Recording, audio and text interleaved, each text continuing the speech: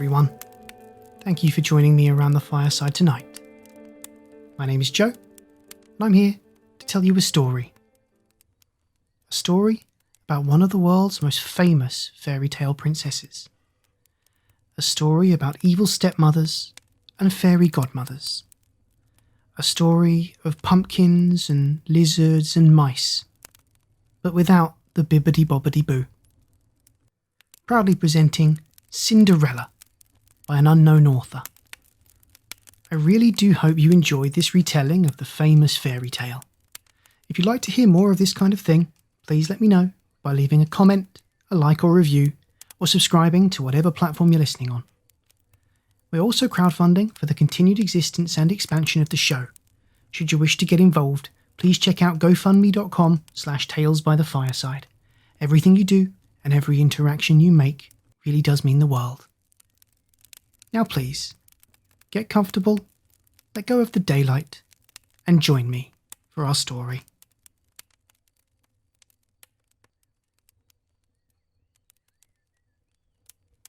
Cinderella by an unknown author.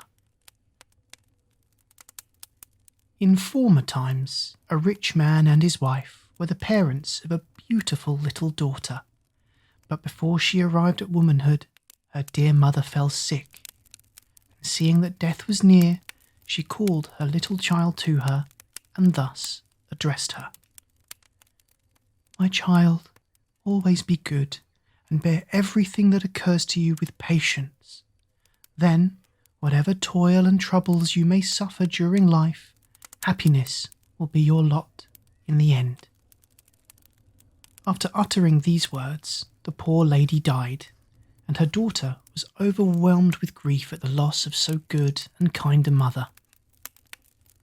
The father, too, was very unhappy, but he sought to get rid of his sorrow by marrying another wife, and he looked for some amiable lady who might be a second mother to his child and a companion to himself. Unfortunately, his choice fell on a widow lady of a proud and overbearing temper who had 2 daughters by a former marriage, both as haughty and bad-tempered as herself.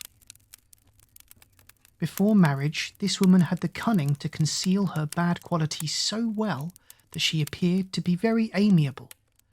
But the marriage was scarcely over when her real character showed itself. She could not endure her amiable stepdaughter with all her charming qualifications, for they only made her own daughters appear more hateful. She gave her the most degrading occupations and compelled her to wash the dishes and clean the stairs and to sweep her own rooms and those of her sisters-in-law.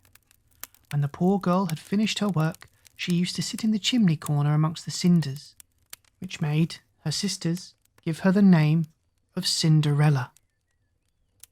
However, in her shabby clothes, Cinderella was 10 times handsomer than her sisters, let them be ever so magnificently dressed.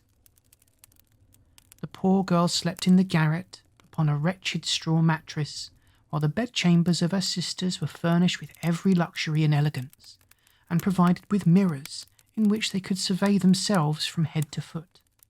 The amiable creature bore this ill treatment with patience, and did not venture to complain to her father, who was so completely governed by his wife that he would only have scolded her. It happened that the king's son sent invitations to a ball, which was to last 2 nights, and to which all the great people of the land were invited, the 2 sisters among the rest. This delighted them extremely, and their thoughts were entirely occupied in selecting their most becoming dresses for the important occasion. Poor Cinderella had now more work to do than ever, as it was her business to iron their linen and starch their ruffles. The sisters talked of nothing but preparations for the ball. The eldest said, "I shall wear my crimson velvet dress and point lace," and the younger, "I shall put on my usual dress petticoat, a mantle embroidered with gold flowers, and a tiara of diamonds." They sent to engage the services of the most fashionable hairdresser. They also called Cinderella to their aid, for she had very good taste, and she offered, in the most amiable manner, to arrange their heads herself, of which they were only too happy to avail themselves. Whilst so occupied, the eldest said, "Cinderella, should you like to go to the ball?" "Alas," said she, "you're ridiculing me. I'm not likely to go to the ball." "You're right," replied the sister. "People would be amused to see a Cinderella there." If Cinderella had been at all unamiable, she might have dressed their heads all awry for such unkindness. But she returned good for evil, and did it in the best possible style. The sisters were in such spirits they could scarcely eat for 2 days. All their time was spent before the looking-glass, and more than a dozen laces were broken in attempts to tighten their waists into elegant shapes. At length, the long-wished-for evening arrived, and these proud misses stepped into their carriage and drove away to the palace. Cinderella looked after the coach as far as she could see, and then returned to the kitchen in tears, where, for the first time, she bewailed her hard and cruel lot, little dreaming that a kind fairy was at the same moment watching over her. She continued sobbing in the chimney corner until a rap at the door aroused her, and she got up to see what had caused it. She found a little old woman hobbling on crutches, who besought her to give her some food. "I have only parted my own supper for you, good lady, which is no better than a dry crust, but if you will step in and warm yourself by the fire, you can do so, and welcome." "Thank you, my dear," said the old woman in a feeble, croaking voice, and when she had hobbled in and taken her seat by the fire, she continued, "Hey, dearie me, what are all these tears about, my child?" And then Cinderella told her of all her griefs, and how her sisters had gone to the ball, and how she should like to have gone also. "But you shall go," exclaimed her visitor, who was suddenly transformed to a beautiful fairy. "Or I am not queen of the fairies, or your godmother. Dry up your tears, my dear goddaughter, and do as I bid you, and you shall have clothes and horses finer than anyone." As Cinderella had often heard her father talk of her godmother, and tell her that she was one of those kind fairies who protect good children, her spirits revived, and she wiped away her tears. The fairy took Cinderella by the hand and said, "Now, my dear, go into the garden and fetch me a pumpkin." Cinderella went immediately to gather the best she could find, and carried it to her godmother, though she could not guess how this pumpkin could make her go to the ball. Her godmother took the pumpkin and hollowed it out, leaving only the rind. Then she struck it with her wand, and the pumpkin was immediately changed into a beautiful gilt coach. She next sent Cinderella for the mousetrap, wherein were found 6 mice alive. She directed Cinderella to raise the door of the trap, and as each mouse came out, she struck it with her wand, and it was immediately changed into a beautiful horse, so that now she had 6 splendid greys for her gilt coach. The fairy was perplexed how to find a coachman, but Cinderella said, "I will go and see if there is a rat in the rat trap. If there is, he will make a capital coachman." "You're right," said the godmother. "Go and see." Cinderella brought the rat trap, in which there were 3 large rats. The fairy selected one on account of its beautiful whiskers, and having touched it, it was changed into a fat coachman with the finest pair of whiskers that ever was seen.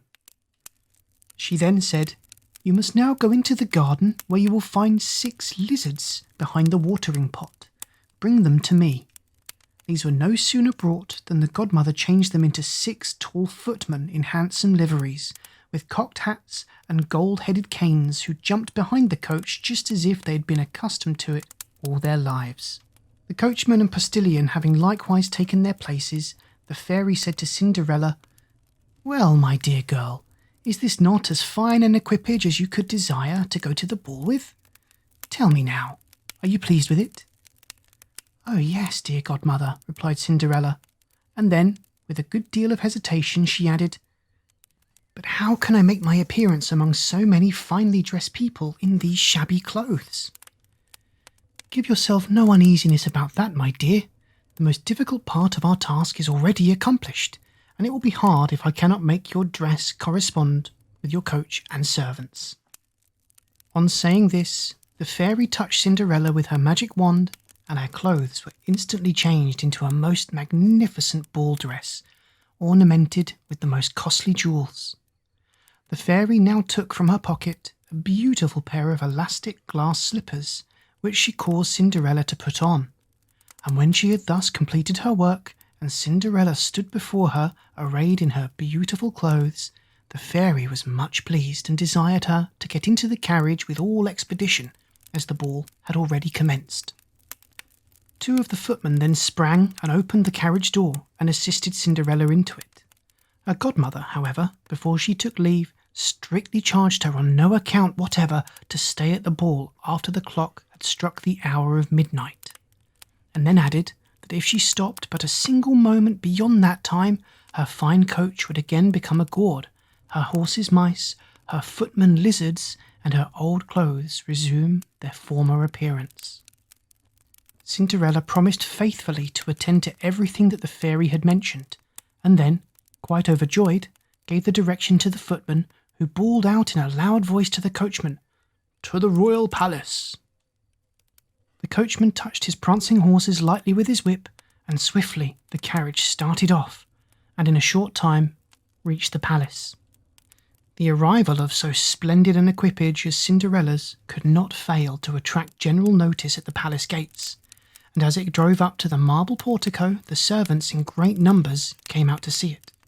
The king's son, to whom it was announced that an unknown princess had arrived, hastened to receive her. He handed her out of the carriage and led her to the ballroom.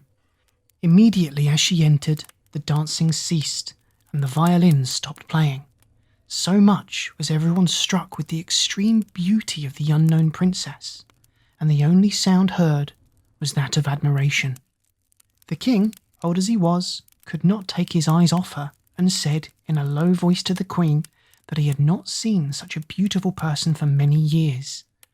All of the ladies began examining her dress, that they might have similar ones the next evening, if it was possible to obtain equally rich stuffs, and work people skilled enough to make them. The king's son conducted her to the most distinguished place and invited her to dance.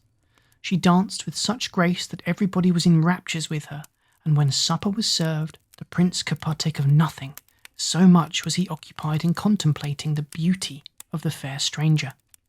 Seated close to her sisters, Cinderella showed them marked attention, and divided with them the oranges and citrons which the prince had given her, all of which surprised them greatly, as they did not recognize her. When Cinderella saw that it wanted but a quarter of an hour of midnight, she left as quickly as possible, making a low curtsy to all the company. On reaching home, she found her godmother there, thanked her for the delightful evening she had spent, and begged permission to go to the ball the following night, as the prince had desired her company. The fairy kindly granted her request on condition that she would return before 12. She then caused her clothes to resume their usual plainness, that her sisters might not know of her adventure. Whilst Cinderella was occupied in relating all that had passed at the ball to her godmother, the two sisters knocked at the door, and as she went to open it for them, the fairy disappeared. "Oh, how late you are in coming home," said Cinderella, rubbing her eyes as if just awakened. "If you had been at the ball," said one of the sisters, "you would not have been tired, for there was there the most beautiful princess that ever was seen, who paid us much attention, and gave us oranges and citrons." Cinderella could scarcely contain herself for joy. She asked the name of the princess, but they said it was not known, and that the king's son was therefore much distressed, and would give anything. He had to know who she could be. Cinderella smiled and said, "Was she then so very beautiful? Could I not see her? Oh, Javotte, do lend me your yellow dress that you wear every day, that I may go to the ball and have a peep at this wonderful princess." "Indeed," said Javotte, "I am not so silly as to lend my dress to a wretched Cinderella like you." Cinderella expected this refusal, and was very glad of it, for she would have been greatly embarrassed if her sister had lent her the dress. The next evening, the sisters again went to the ball, and Cinderella soon made her appearance more magnificently dressed than before. The king's son was constantly at her side, saying the most agreeable things, so that Cinderella did not notice how the time passed, and had quite forgot her godmother's injunctions. While she therefore thought it was scarcely 11 o'clock, she was startled by the first stroke of midnight. She rose very hastily and fled as lightly as a fawn, the prince following, though he could not overtake her. In her flight she let one of her glass slippers fall, which the prince picked up with the greatest care. Cinderella arrived at home out of breath, without carriage or servants, in her shabby clothes, and had nothing remaining of all her former magnificence except one of her little glass slippers, the fellow of that she had lost. Upon inquiry being made of the guards at the palace gates as to whether the princess had gone out, they replied that they had seen no one go out but a young girl, very poorly dressed, who looked more like a peasant than a fine lady. When the two sisters returned from the ball, Cinderella asked if they had enjoyed themselves and if the beautiful lady had again been there. They told her that she had been there, but when the clock struck 12, she had started off so quickly that she let one of her pretty glass slippers fall off, that the prince, who quickly followed her, had picked it up and had done nothing but look at it all the rest of the evening, and that he was evidently very much in love with the beautiful creature to whom it belonged, and would spare no pains to find her. This was indeed the case, for a few days later, the prince caused it to be published with the sound of trumpets that he would marry the lady whose foot would exactly fit the slipper. So the slipper was first tried on by all the princesses, then by all the duchesses, and next by all the ladies belonging to the court. But in vain. It was then taken to the two sisters, who tried every possible way of getting their foot into it, but without success. Cinderella, who was looking at them and now recognised her slipper, said laughingly, "Let me see if it will fit me." The sisters immediately began to laugh and to ridicule her, but the gentleman who had been appointed to try on the slipper, having looked attentively at Cinderella and finding her very pretty, said she was quite right in her request, for he was ordered to try it on to everybody. He desired her to sit down, and at once found that the slipper would go on her foot, without any trouble, and indeed fitted her like wax. The astonishment of the sisters was very great, but still greater when Cinderella drew from her pocket the fellow slipper, and, to the great delight of the gentleman, placed it upon her other foot. Her godmother now made her appearance, and, having touched Cinderella with her wand, she made her look even more magnificent than on either of the former occasions. The sisters now recognised in Cinderella the beautiful person they had seen at the ball, and threw themselves at her feet to implore forgiveness for all the ill treatment they had shown her. Cinderella raised them up, and embracing them, said she forgave them with all her heart their unkindness to her, and hoped that for the future they would be more kind in their behaviour to every one about them. She told them she had never forgotten the last words of her mother on her deathbed. "My child, always be good, and bear with patience everything that occurs to you. Then, whatever toils and troubles you may suffer during life, happiness will be your lot in the end." These words now proved to be true, for, having borne unkindness and cruelty with patience ever since her father's second marriage, she was now going to be the wife of the king's son. Cinderella then explained the visit of her godmother, the Queen of the Fairies, and how her magic wand had furnished her with dresses, carriages, and attendants, and how, by forgetting the good fairy's orders, she was obliged to quit the ballroom so suddenly, and how, in her haste, she lost her little glass slipper, and, for her disobedience, was deprived of all her fine clothes. Cinderella, being now betrothed to the prince, she was taken to the palace, dressed in all her splendour, and, being as amiable as she was beautiful, invited her sisters to live in the palace with her, where they were soon married to two great lords belonging to the court. The prince thought Cinderella more beautiful than ever, and in a few days married her. She was most happy in the love of her husband, the esteem of the court, and the goodwill of all who knew her. The end. Good night.